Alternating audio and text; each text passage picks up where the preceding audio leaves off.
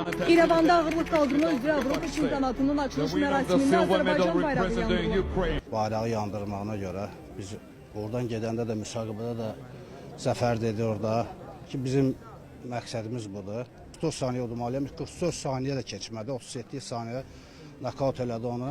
Azərbaycan Aset FC liqasının və Əhməd klubunun MMA döyüşçüsü Zəfər Abdurrahmanov Tbilisidən zəfərlə qayıdıb. Abdurrahmanov GFC liqasının 20-ci seriyasında Ermənistan idmançısı Narek Qalsyan ilə qarşılaşıb.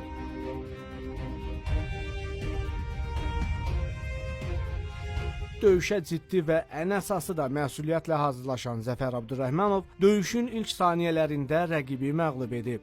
Ermənilərin bu son vaxtlarda bizim xalqımıza qarşı mənfur davranışları elə orada da özünü göstərdi və biz erməniyə gözün açmağa aman vermədik. Onu elə döyüşün birinci dəqiqəsində necə lazımsa başını əzdi. 44 saniyə məhv eləyik. Allah şükürlər olsun, heç 44 saniyə də çəkmədi. 37 saniyə erməni idmançısının necə lazımdır başını əzişdirdi. Mən bir fürsətdə istifadə edib deyə bilərəm ki, Zəfər uşaqlıqda epilepsiya xəstəsi olub da. Yəni mən buradan epilepsiya uşaqların valideynlərinə, mən hamısına buradan deyirəm ki, heç kəs ümidini Allahdan itirməsin. Yəni epilepsiyalı bir uşaq bugün böyük bir qəhrəmana çevrilib, böyük bir çempiona çevrilib. რამდენიმე ისეთი მებრძოლი კიდევ რომლებსაც თავის დროს ძალიან დიდ წარმატებებს მიუღწევთ. ლევო ჩოხელია კიდევ აქ.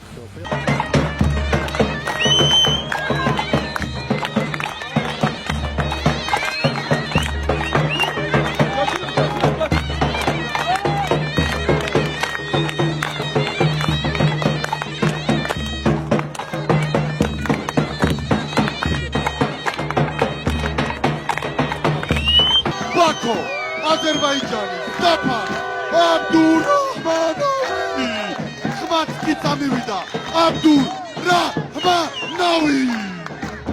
Biz buradan da Ali Baş Komandana Allah ona güc versin. Onun dəmir yumruğu altında biz həmişə vuruşmağa hazırıq. Bizim onlarla tələbələrimiz və qazidirlər, dünyasını dəyişiblər. Biz onlarla fəxr edirik. Yenə vuruşmağa hazırıq. Başda özüm olmaq şərti ilə. Bugün komanda verilsə biz hamımız döyüşdük.